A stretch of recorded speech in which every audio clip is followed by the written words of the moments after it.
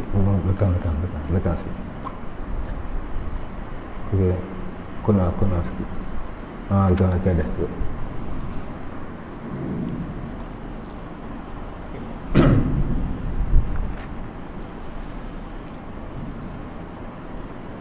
Assalamualaikum warahmatullahi wabarakatuh. Ila hadratin Nabi Sayyidina Muhammadin sallallahu alaihi wasallam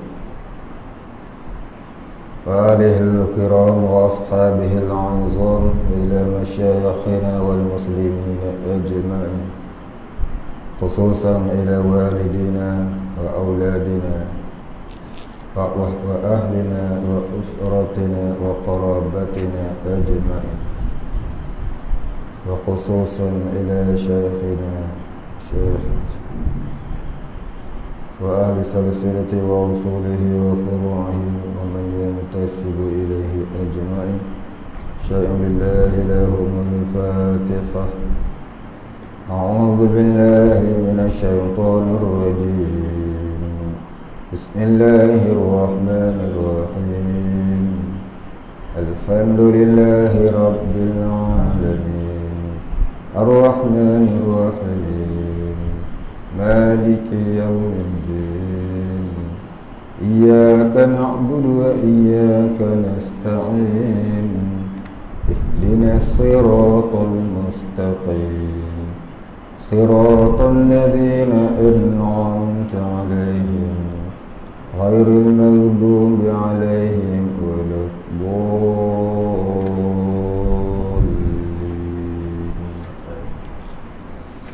Alhamdulillahi rabbil alamin, wassalatu wassalamu ala asyrafil anbiya'i wal mursalin wa ala alihi wa sahbihi ajma'in. Rabbi syrah li sadri wa yassir li amri wahlul 'uqdatam min lisani yafqahu qawli. Wa la 'ilma lana illa ma 'allamtana innaka antal 'alimul hakim. Radina billahi rabba wa bil islami dina wa bi Muhammadin nabiyyan wa rasulah. Allahumma ja'alna minat tawwabin waj'alna minal mustaghfirin waj'alna minal mutatahhirin waj'alna minal muwahhidin waj'alna minal muqtadin waj'alna minal mukhlisin al-huddin waj'alna minal 'arifin waj'alna min 'ibadika as-salihin waj'alna minal muttaqin. Allahumma ahyina bihayatil ulama wa amitna bimautis syuhada. Amin ya rabbal alamin. Alhamdulillahi rabbil alamin. Kita sambung kitab Kifayatul Muhtadi. Kita masih lagi pada bicara sunat, mandi sunat ya.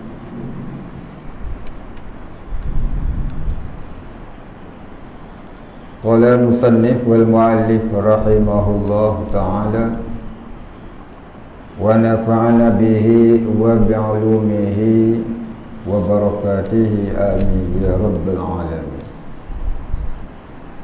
Qala musannif, dan daripadanya, yakni daripada mandi sunat itu 2 hari raya. Mandi sunat 2 hari raya, iaitu raya puasa dan raya haji. Bagi tiap-tiap orang, hingga orang yang haid dan nifas, dan jikalau tiada hendak hadir sembahyangnya sekalipun. Jadi sunat, mandi sunat hari raya itu untuk semua orang, laki, perempuan, haid, nifas, orang nak solat raya, orang tak nak solat raya, ya. maka hari raya jadi sunatlah semua orang mandi sunat hari raya. Walaupun tak nak pergi sembahyang raya.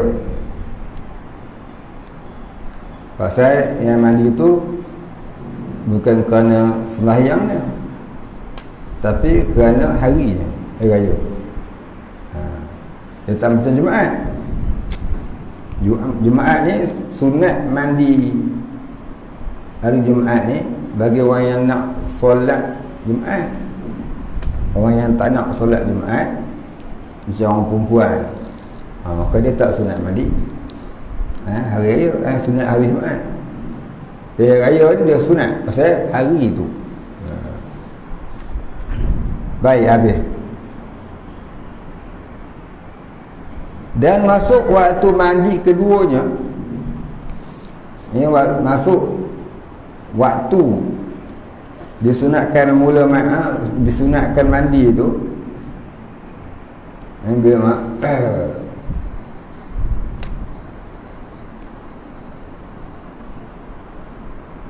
dan masuk waktu mandi keduanya dengan nisfu malam. Jadi dengan separuh malam. Nisfu maknanya separuh.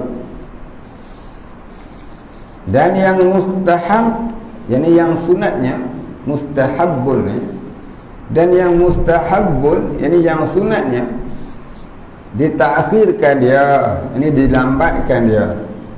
Kemudian ini selepas daripada fajar habis, dan habis waktunya dengan jatuh matahari harinya. Jatuh matahari itu bila? Masuk waktu zuhur, masuk waktu zawal, tergelincir matahari. Baik, habis. Dan setengah daripadanya mandi dua gerhana, iaitu bulan dan matahari. Gerhana bulan, khusuful qamari, khasin wafa, khusuful qamari. Kalau gerhana matahari, kusuful syamsi, kusuf dengan kaf, dengan kha itu bulan, dengan kaf itu matahari. Bunyi hampir serupa. Khusuful qamari, gerhana bulan. Kusuful syamsi, gerhana matahari. Jadi dua-dua gerhana ni sunat mandi. Bagi orang yang hendak habis sembahyang, orang yang nak sembahyang, orang tak nak sembahyang tak sunat. Dan masuk waktunya dengan awal berubahnya, jadi mula-mula terjadinya gerhana tu, tu dah boleh lah. Dan habisnya, yakni tamatnya waktu solat gerhana tadi dengan jelasnya, yakni dengan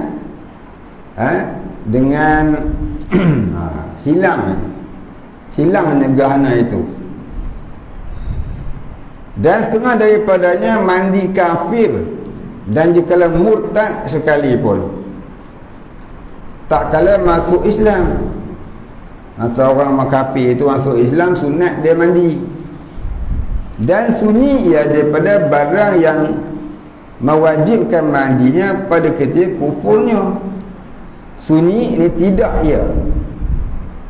Sunyi ia daripada barang yang mewajibkan, yakni sunyi mana tidak. Tidak ia daripada barang yang mewajibkan, yakni daripada perkara yang mewajibkan mandinya pada ketika kufurnya. Maknanya sunat mandi bagi orang kafir masuk Islam kalau masa kafirnya dia tak ada junub, dia tak berjunub, dia tak berjima', dia tak keluarkan air mani, dia tak keluar air mani, dia tidak haid, dia tidak nifas. Tapi kalau dia ada haid, ada nifas, dia pula ada jima, dia pula ada keluar mani, maka tu jadi wajib mandi, bukan sunat lagi dah. Baik, habis.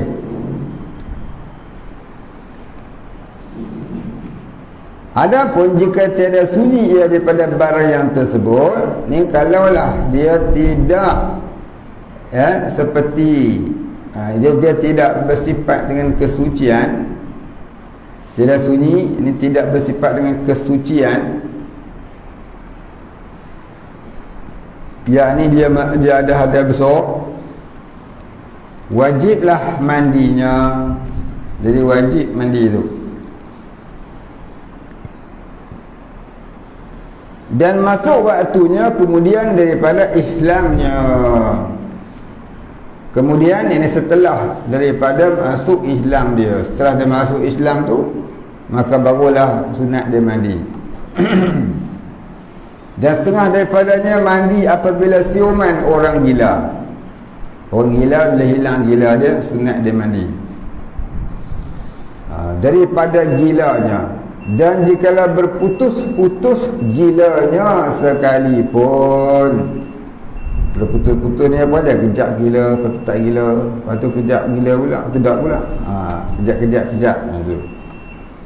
Dan orang pitam. Dan jika satu lahzah sekalipun, yang ni sedetik sekalipun, satu lahzah yang ni sedetik, sedetik dia pitam, sunat dijaga, nanti dia mandi.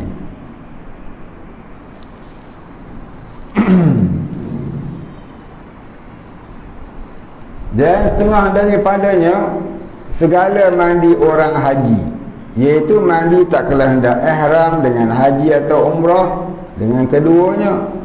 Dan jikalau pada haid atau nifas sekalipun, dan mandi bagi masuk ke Mekah al-Musyarrafah, dan jikalau tiada ihram ia, dan diistisna daripadanya, yakni dikecualikan, diistisna yakni dikecualikan daripadanya apabila ihram orang Mekah dengan umrah daripada tempat yang hampir seperti Tan'im, padahal telah ia mandi bagi ihram, maka tiada sunat baginya, bagi orang di Mekah tadi ni, kerana masuk ke Mekah. Pasal dia orang Mekah, maka dia tak sunat mandi kerana masuk Mekah. Sebab dia orang Mekah.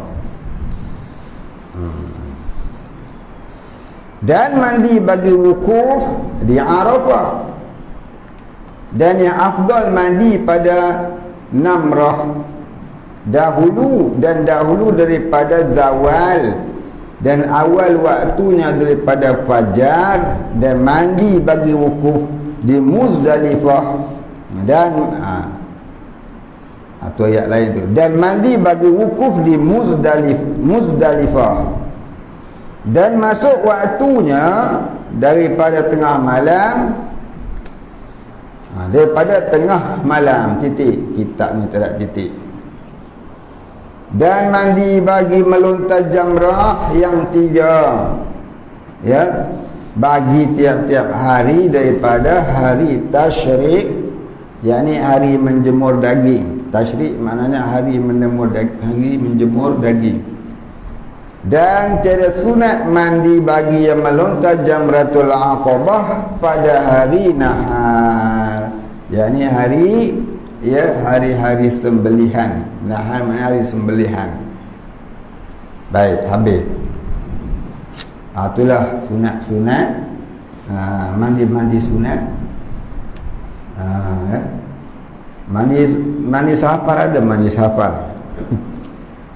Ada orang kata mandi safar tu siapa yang buatnya khurafat, tak ada nas, tak ada dalil.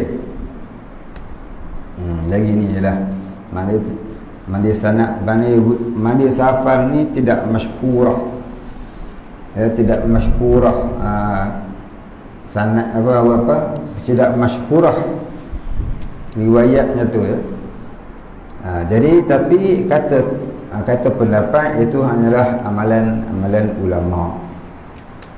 Jadi siapa nak mandi je lah. Tak ada nak sampai syirik pun. Mandi safanya syirik. Pelik kan? Baik. Ada soalan? Ada? Tak. Bab mandi ni ada nak tanya? Tak ada, saya nak masuk bab baru.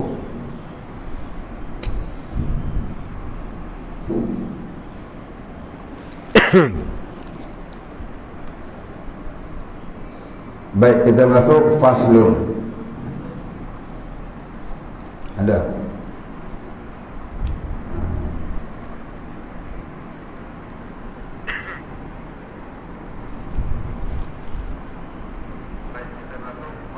Baik, dia kata boleh ke niat sunat Jumaat pagi-pagi nak pergi kerja, tengah hari terus pergi solat Jumaat tanpa mandi lagi, dapat ke pahala sunat mandi nak pergi Jumaat? Baik, dia cerita dah kemari. Ya, dia cerita dah kemari. Masuknya waktu sunat mandi Jumaat tu bila? Tengoklah kitab ni. Buka sebelah. Dan setengah daripadanya mandi sunat Jumaat bagi orang yang hendak hadir sembahyang Jumaat. Ini cara nak semak kitab. Orang tanya hukum, kita semak kitab. Dan jika Jumaat itu wajib atasnya sekalipun, sama ada wajib ataupun tak wajib, tapi dia nak pergi sembahyang Jumaat. Dia nak pergi sembahyang Jumaat tu ada sunat. Bila? Dan masuk waktunya daripada fajar yang sadiq, yakni masuknya waktu subuh pada hari Jumaat tu. Jadi maknanya dia nak sembahyang subuh, masuk waktu dia pun sembahyanglah subuh, dia pun mandi. Masuk waktu subuh dia pun mandi. Mandi apa? Mandi sunat Jumaat. Maka terpakailah solat itu sampai dia sembahyang Jumaat nanti. Ya. Habis.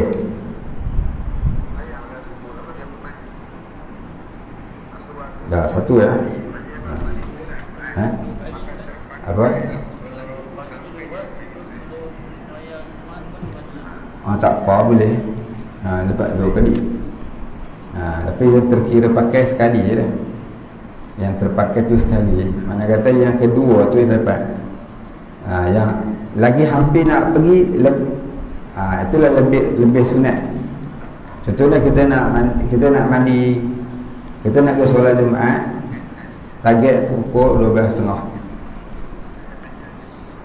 Maka masa masuk subuh tadi tu dah masuk dah waktu sunat dia tu. Jadi kita takut nanti kita tidak sempat nak pergi mandi pasal kerja banyak, kita mandi siap-siap. Subuh-subuh tu niat mandi dah. Boleh tak? Boleh. Tiba-tiba tak lagi pukul 12 kita dah rehat, tak ada kerja. Dah tak ada kerja, kita mandi lagi sekali. Maka yang pukul 12 tu dapat pahalanya. Ya. Pasal apa? Itu lebih hampir. Yang mana lebih afdal, itulah yang dikirakan pahalanya. Dah. Baik, kita masuk pasal yang baru. Faslun, ini suatu pasal pada menyatakan segala syarat sah taharah, ini syarat sah bersuci, dan menyatakan segala rukun tayamum. Bermula syarat taharah, iaitu bersuci, dan yang dikehendaki akan dia di sini iaitu wuduk dan mandi dan tayamum. Hendaklah ada orang yang mengerjakan dia, yakni Islam.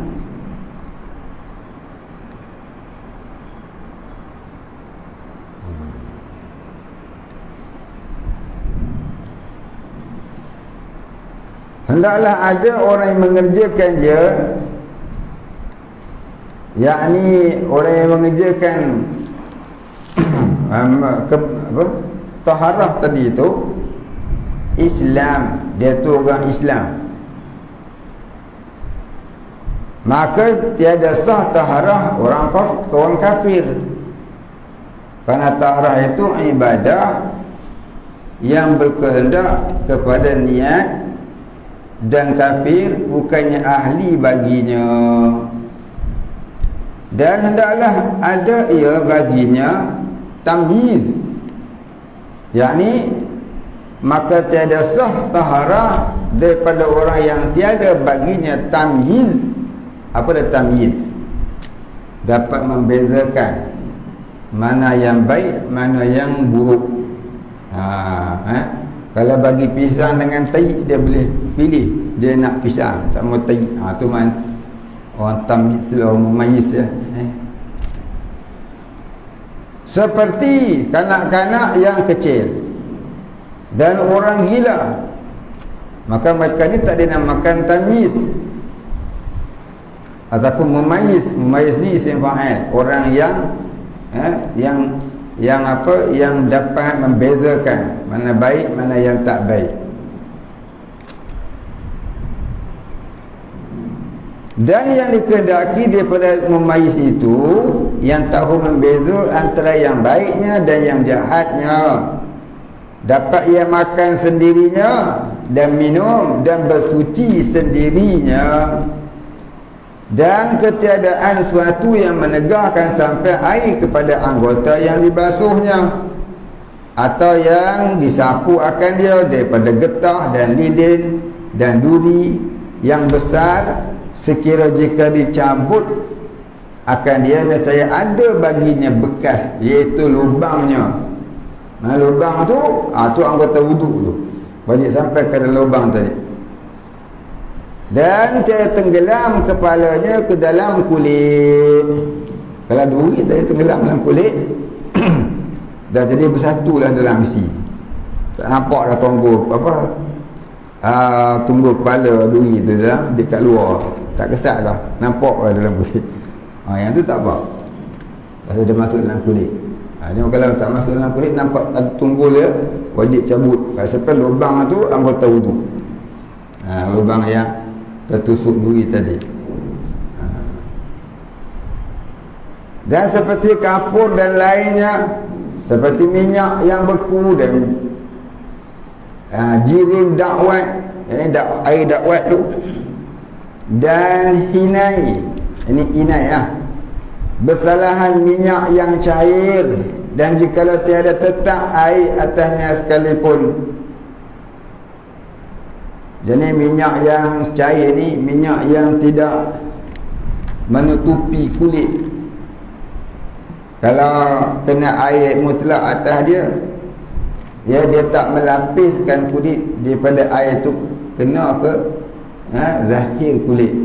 Kalau terlapis, apa terlapis yang bagi terlapis dia tu menyebabkan air tak sampai ke kulit, maka jadi minyak tadi tidak penyebab kepada tidak sah taharah. Macam juga dye warna rambut dan sebagainya tu.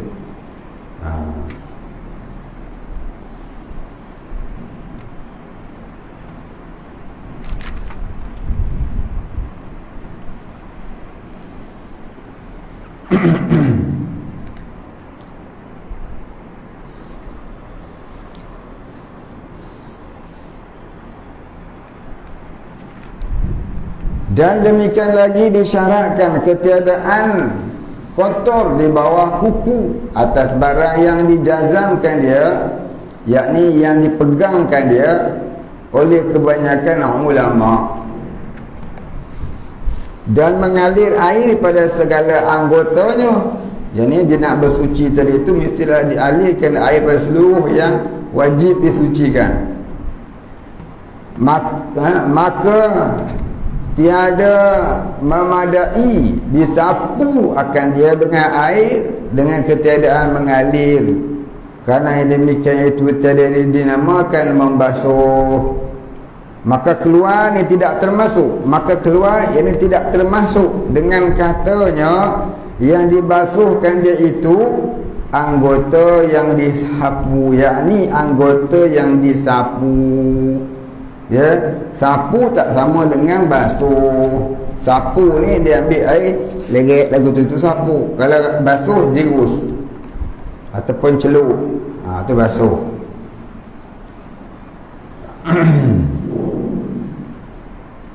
Dan mengalir air pada segala anggotanya yang dibasuhkan dia itu, maka tiada memadai disapukan dia dengan air dengan ketiadaan mengalirnya.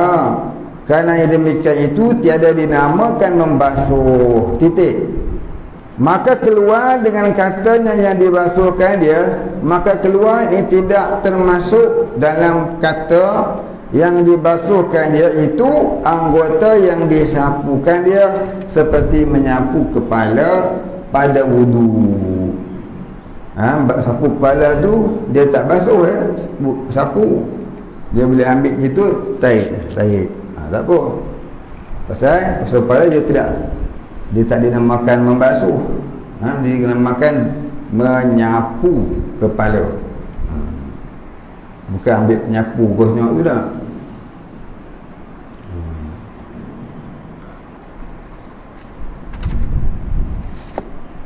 Maka tiada disyaratkan mengalir air padanya, yakni pada kepala ketika berwudu. Dan disyaratkan pula keadaan air yang hendak bersuci dengan dia itu air yang mutlak, yakni terlepas daripada kait yang lazim, seperti air mawar dah, air mawar tu, atau air nyor tu, air kelapa. Orang Perak panggil air nyok, orang Kedah panggil air nyok. Orang lagi sebenarnya tak tahu air nyok. Tak tahu air nyok. Air kelapa, air kelapa pandan, air kelapa pandan.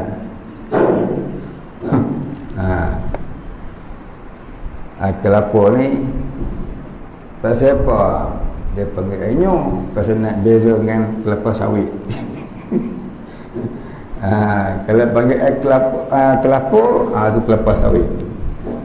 Kalau kelapa sayur tu kelapa, tu nyok lagi.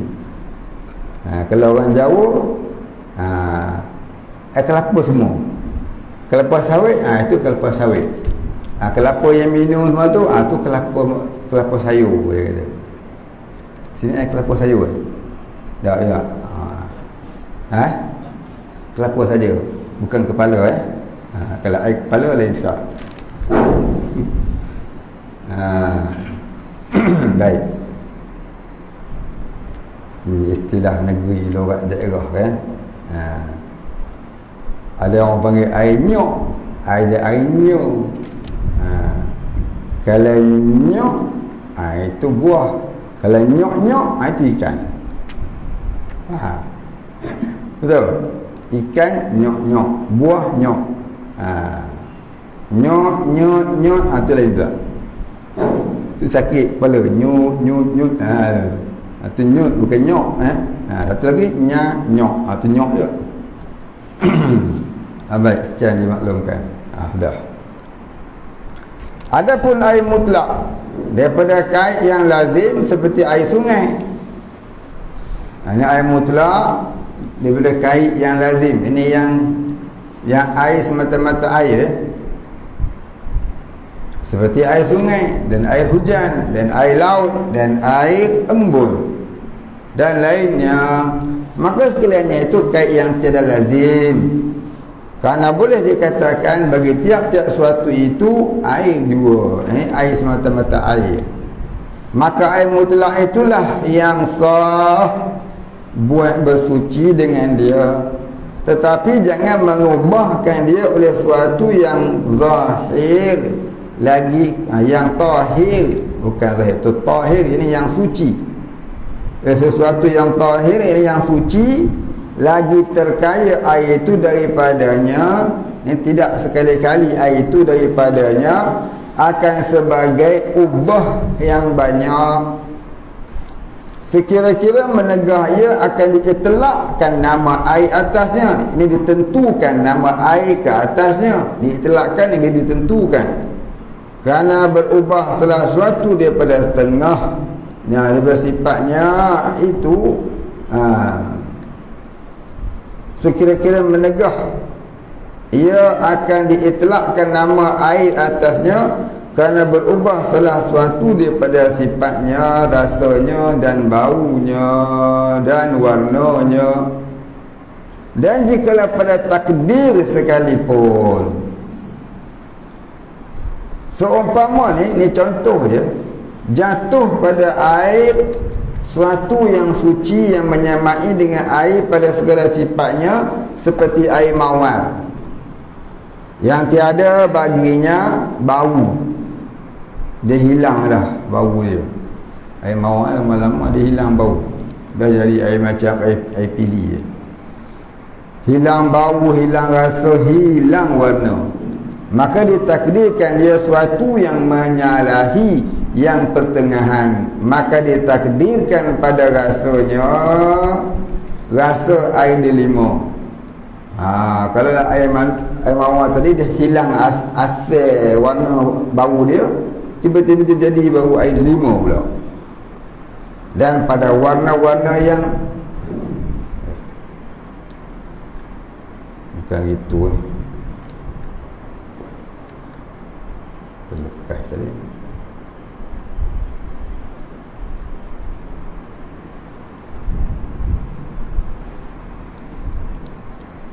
Kita baca balik.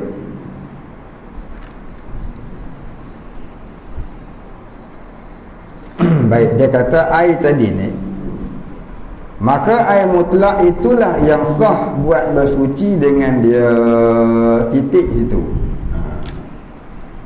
Jadi air mutlak ni apa dia? Air mutlak semata-mata mutlak, seperti air sungai, air hujan, semua itulah. Kalau air kelapa, air limau, air delima, air apa lagi, air tebu, itu namanya air mutlak yang dikaitkan dengan sesuatu, dinamakan air muqayyad. Maka yang tu tak sah dibuat bersuci, walaupun jernih macam air mutlak sekalipun, seperti air akar kayu. Akar kayu bila kita cantahkan dia keluar air, maka air tu jernih. Kita pun simpan satu baldi dapat, boleh tak buat wudu? Tak boleh. Air kelapa tak bau apa, kita belah-belah putih je macam air pili, tak bau apa, bau tak rasa tak apa, bau tak ada apa, macam air pili. Dua polah telefon, air tu tak boleh bersuci. Pasal tu air mutlak yang muqayyad, yang dikaitkan dengan suatu. Tu kata air muqayyad, ataupun air mutlak yang dikaitkan dengan sesuatu. Baik, habis.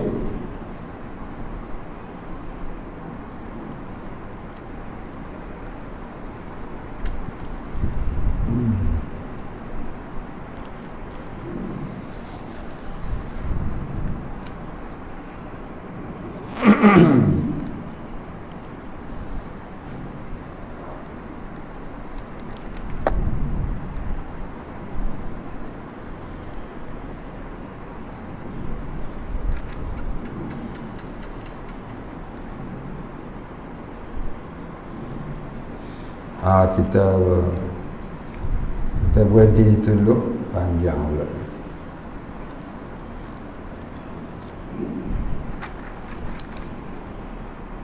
Maka air mutlak itulah yang asah, yang sah buat bersuci. Berhenti itu